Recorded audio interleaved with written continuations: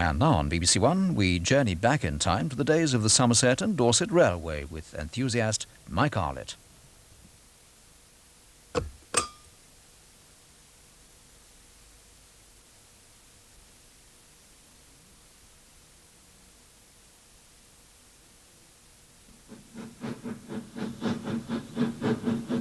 For me, this is not only a journey into the past, but also the opportunity to pay tribute to a friend, Ivo Peters, whose name is synonymous with the old Somerset and Dorset Joint Railway. Much of Ivo's filming and photography was undertaken on the northern section of the line, between Bath and Midsomer Norton, and on over the rugged Mendip Hills to Shepton Mallet and to Evercreech Junction. The Midland, a reminder that, in addition to Brunel's Great Western, the city of Bath was once served by the Midland Railway, here at Green Park Station, perhaps better remembered as the northern terminal of the Somerset and Dorset line, and full of memories for me.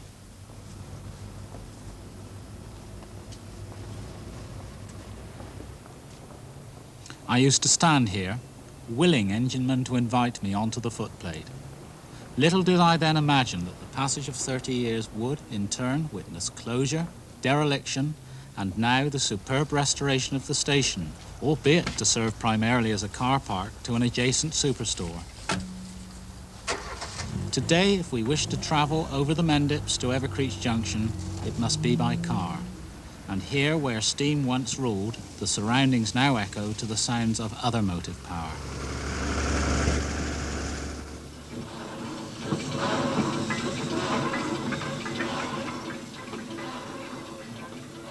To most people, the Somerset and Dorset was a holiday line. The majority of heavily loaded through trains, running only on summer Saturdays, required the combined power of two locomotives.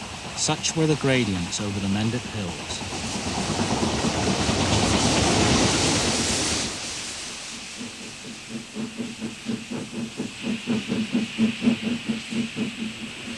But the pride of the line, the Pines Express, ran daily throughout the year, Sundays excepted, between Manchester and Bournemouth.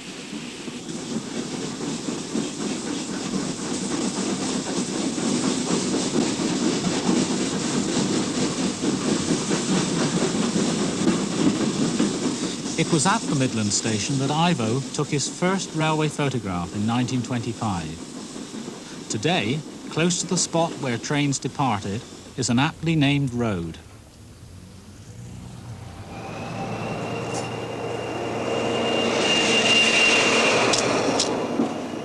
For nearly 60 years, until his recent illness, Ivo has recorded the changing railway scene throughout the British Isles. But it is no secret that his favourite line was the Somerset and Dorset, with its close-knit family of dedicated railwaymen, for whose skills Ivo had the highest regard. Many were to become his friends and still visit or correspond with him at his home in Bath. Amongst them, fireman Peter Smith. Of course, I was photographing on the S&D before Peter appeared on the scene, and my first photographs of Donald were with your predecessor, Peter, Frank Stickley. Yes, that's right. Who was Donald's fireman. And then you appeared. Yes, it must have been through Donald I met Peter. Yes, I think I first met you at Bath Green Park because you were then in the habit of issuing out photographs that you'd taken perhaps a week previous to drivers and firemen. And you used to have extra prints done for us. And I believe we ran in one day on the Pines and you were on the end of the platform and said, oh, here you are, some photographs for you. Something I took last Saturday. And that was our first meeting. This would have been in about 1954. Peter's old driver, Donald Beale, is also commemorated here in Bath, where, in 1919, he first joined the Somerset and Dorset Railway. When filmed by Ivo in 1962, Donald's locomotive handling over the S&D was already becoming legendary. Well, he was a charming man, and yet nearly all the drivers on the S&D were charming people. It was very, very rare to find someone who wasn't pleasant. Yes, Donald, of course, was an absolute charmer.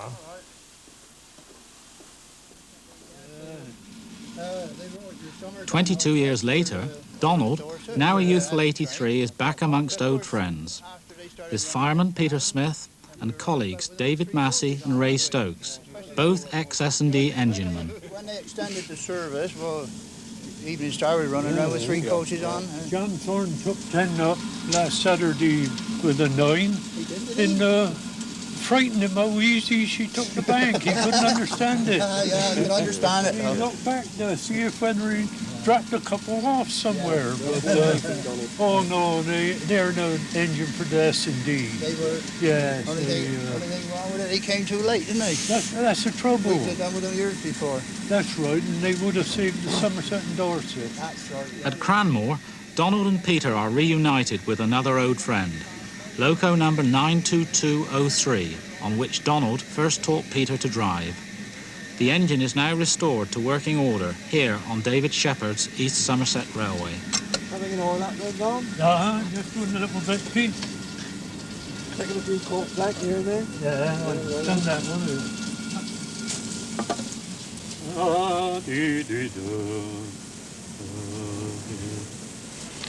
Come on then, Donald. Come and show us how it should be done. Right on.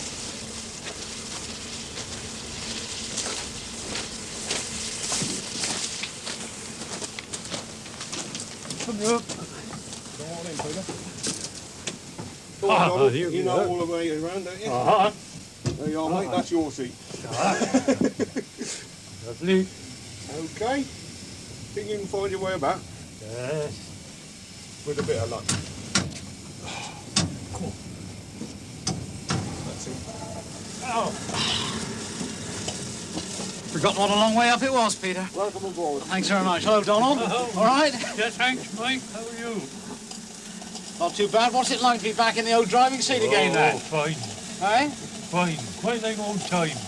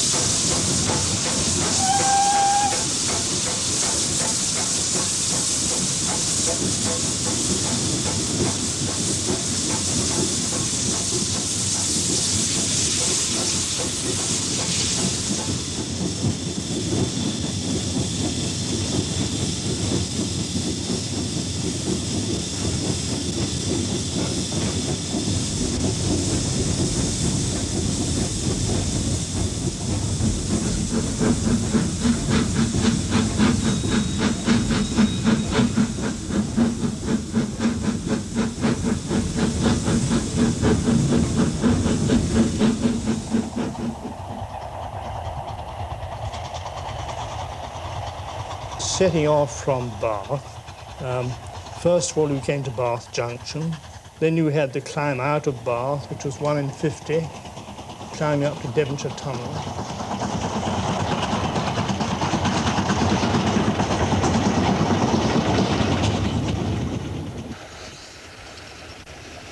Anyway, you came out of Devonshire Tunnel into Lincoln Vale. That was a very beautiful spot. and still climbing at 1 in 50, and you came up into a little wooded section at the end.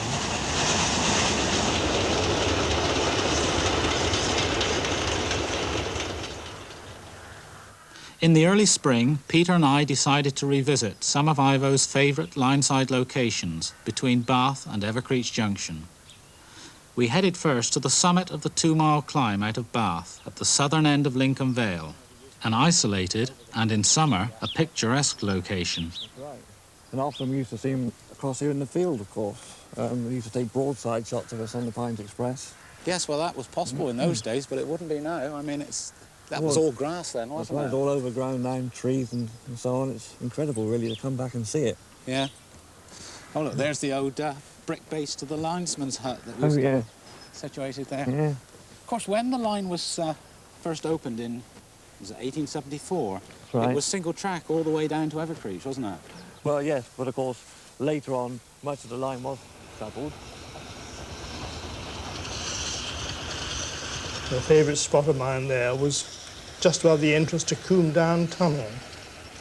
And in the spring, when the spring green was about on the trees, it was quite delightful.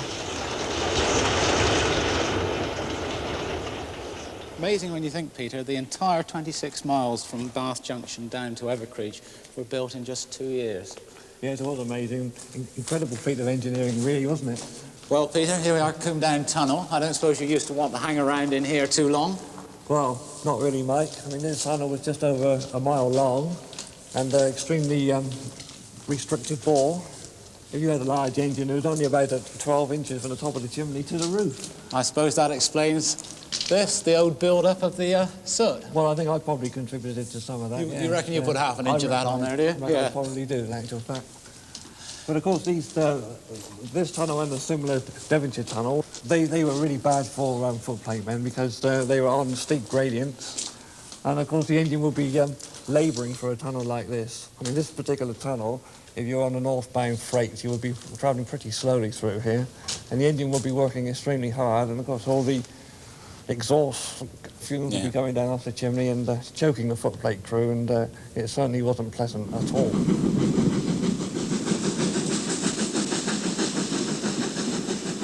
So you swept down through Combe Down Tunnel and you popped out the other end into Horsecombe Vale, which was, superb scenery, absolutely magnificent. And the gradient increased to 1 in 55 down, and you swept down over Tucking Mill Viaduct, and then on down past the grounds of Midford Castle, and then you came to the little Midford station, all single line.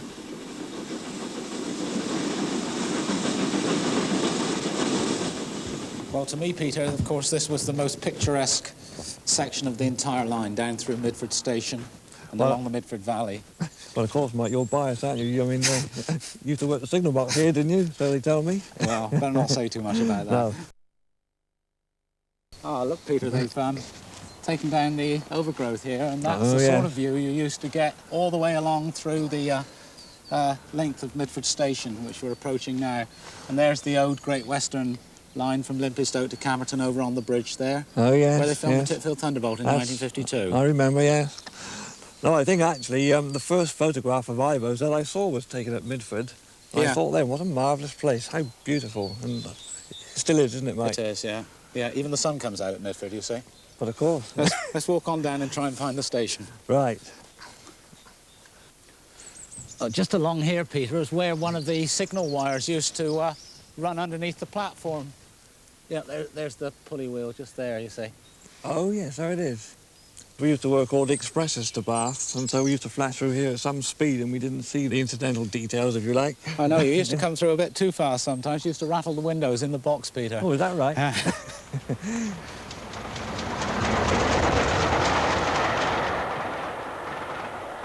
Midford box, it was quite magnificent. It was always absolutely spotless. There'd never be a trace of dirt anywhere. And the brass was cleaned every day, and the floor was polished at least twice a week. And this was done mainly by two signalmen, the late Percy Savage and the late Harry Wiltshire. Sadly, they both died now. But Percy and Harry two absolutely charming people, gentlemen in the true sense of the term. And what absolutely staggered me was that the very last day the Somerset and Dorset was open, all the brass was cleaned, the floor was polished, just as usual.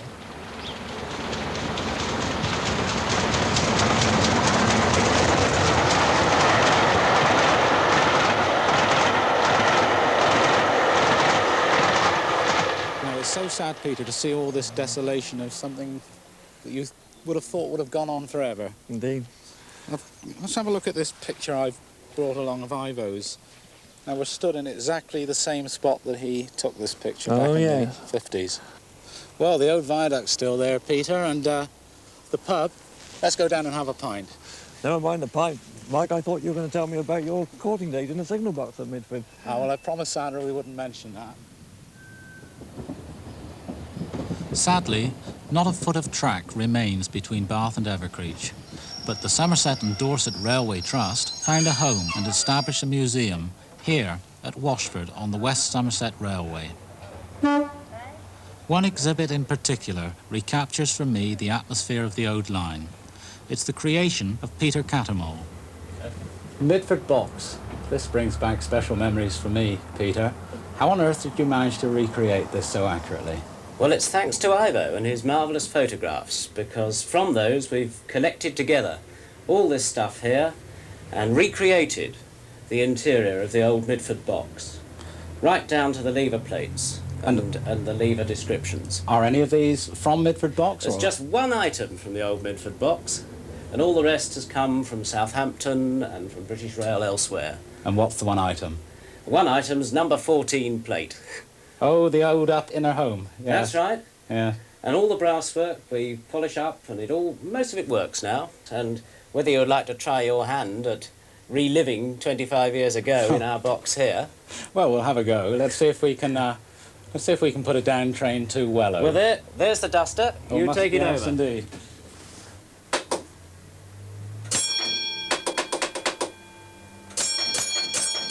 Train on for Wellow then, Mike. Right, let's have a go. Long time since I've done this. A little bit easier to pull than they used to be. Yeah, I thought they might be. Don't forget your number 4. No. And then there's a big pull coming up for the distant. Over she goes. That's it. What have we got in here, Mike? Well, Still a little bit missing, I see. yes, but it's not that far away. Another of the Trust's more ambitious projects, led by Mike Palmer, is the restoration to full working order of S&D Class 7F, number 53808. When Ivo filmed the same engine at Bath in the early 60s, she was nearing the end of 39 years' service on the S&D, during which period Ivo must have photographed her on countless occasions.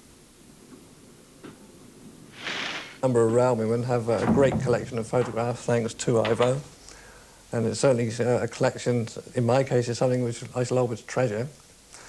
And also we were always pleased if we had the opportunity to give him a footplate ride, which Donald, Bill and I did on a number of occasions. It made me feel very humble at times, the way these expert railwaymen would welcome me sort of with open arms. I was a pure amateur. And yet, wherever I went on a Saturday, I'd be, say, welcomed with open arms and had delightful treatment by all and sundry. This is the camera I used, which was Bell and Howell, and I did all my filming in 16mm and all in colour. Most of my shots were done on a tripod. Very early on, I'd been given a lecture by a professional saying, Ivo, you must remember that what you are filming is doing the moving, you are not. And I was also given very wise instruction early on about practicing panning. Panning is where you swing the camera on its tripod, keeping as close as you can focused on the engine. It's a one sweet swing through. the slightest hesitation or the slightest jerk in panning, and when you see it on the screen, you'll be horrified, think, gosh, what have I done? The once picturesque Midsomer Norton was a frequent winner of the Best Kept Station competition, an award it well deserved, as each summer the station was bedecked with superb floral displays.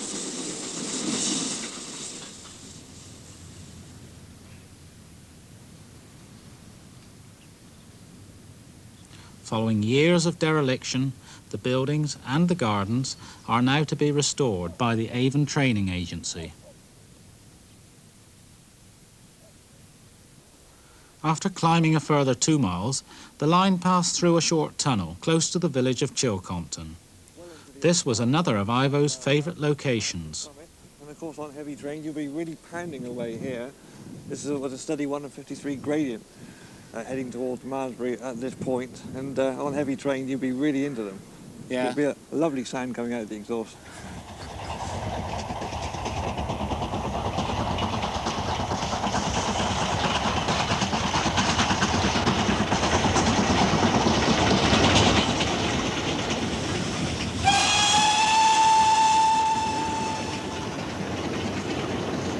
I suppose a steam engine is the nearest from mechanical thing to a living creature. It behaved almost like a living creature. It responded to human treatment. If it was well fired and well driven, it would repay that handsomely. And equally well, it was a very faithful machine. And of course, the overall effect of a steam locomotive climbing hard uphill, you had this sort of exhaust being poured out the chimney, and the sound was tremendous. Just 2 miles short of the summit of the railway at Masbury, the line passed through Binegar. Here Peter and I met up with another old friend, Norman Down, who was station master here and today still lives in the old station house. It's very sad to see it like this, I must say. I just can hardly recognise the place. Well, it used to be such a busy place, didn't it? And now you're living here, Norman, more or less in isolation. Yes, we don't get the pines through in the morning like we used to, with Don giving the familiar wave as he went by. Not much of it left now. Very little now, Mike. Signal box used to be here. Yeah. The waiting room. The station buildings, of course, were on this side, with the waiting rooms and porter's room. And how did it feel when you saw it all being razed to the ground? Because you'd been here, what, 20 odd years? Yes, yes. We felt then that it was a sad day to see it bulldozed down the way they did. The station itself would have made, in my opinion, an ideal bungalow for someone. Yeah. So, Of course, once a year, Norman, you used to get a special delivery by train, courtesy of Ivo, I believe. oh yes, Ivo, he was very kind in always sending his album photographs to all stations. It used to arrive by train so that all the staff could go through it, and in due course we'd notify the next station that would be on the way to them. And that way it would go all the way down the line, right would it? through the line. Yeah. This was a very nice gesture on Ivo's part. Of course, Norman, you were active, weren't you, in trying to prevent the closure of the line? Well, they were bitter times, Peter. We didn't like it. We didn't like their methods, and traffic being deliberately taken away from us to make the picture look really bad. Yeah. Census of passengers taken when school children were on holiday to make the numbers lower, that sort of thing. It was a bad way of doing it. In happier days, Ivo, in his faithful Bentley, would often chase a train, managing to photograph it at several locations on the long climb to Masbury Summit. Oh, one had great fun chasing trains and seeing how many times you could photograph the train between, shall we say, points A and B. And more often than not, the crews on the locomotives were fully aware of what you were doing. And they would more or less say, right, we'll jolly well see we get to Masbury Summit before Ivo does.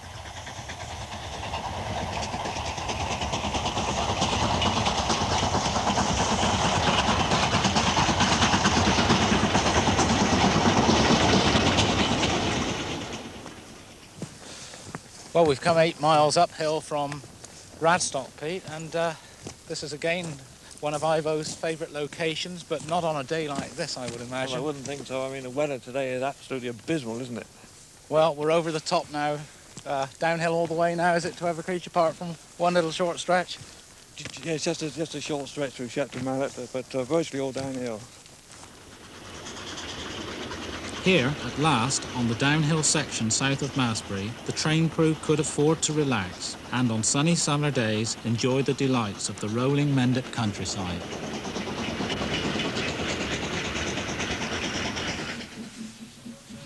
Evercreech Junction, where once passengers could change trains for stations to Burnham-on-Sea, Bridgewater, or even Wells. The engines which hauled the heavy freight traffic over the Mendips were turned here at Evercreech, prior to setting off back to Bath.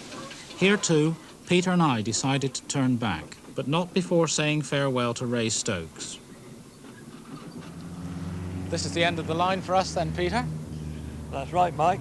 But of course, this is only the first 26 miles of the line, and if we were on the Pines Express now, there's another 46 miles to go yet to Bournemouth.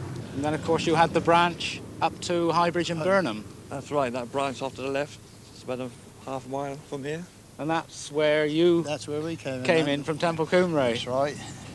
I suppose you still think about the old line, Ray, do you? Oh, very often, yes. God, you can't forget it even. But when you come to look at it, places like this is the first time I've been in here now since we retired, since we closed. And you just can't imagine what it was like now. You forget all about it. I mean, they've altered it all. It's impossible now to think what the line used to be like. The only thing is you've got your memories and you can remember it as it was.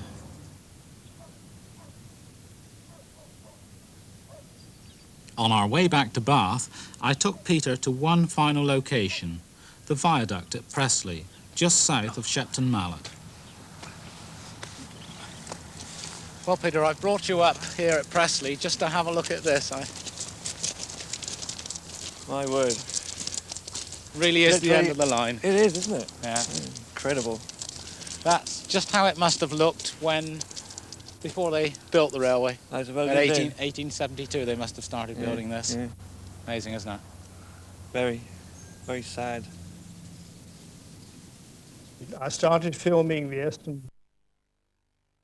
in 1958, and I didn't appreciate what I was doing. Really. I did it because I loved the S&D, and I thought, what fun to be filming it. But at no time, whilst I was filming the S&D, did I think, well, this is going to be unique in some years to come. That never crossed my mind.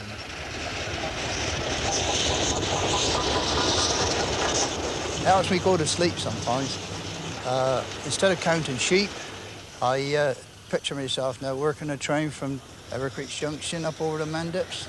I try to visualise everything, every little detail, you know. Perhaps as you got by the goods yard, I used to see the shunters come out and they'd have waved to us and that. And I try to visualise all that in every signal.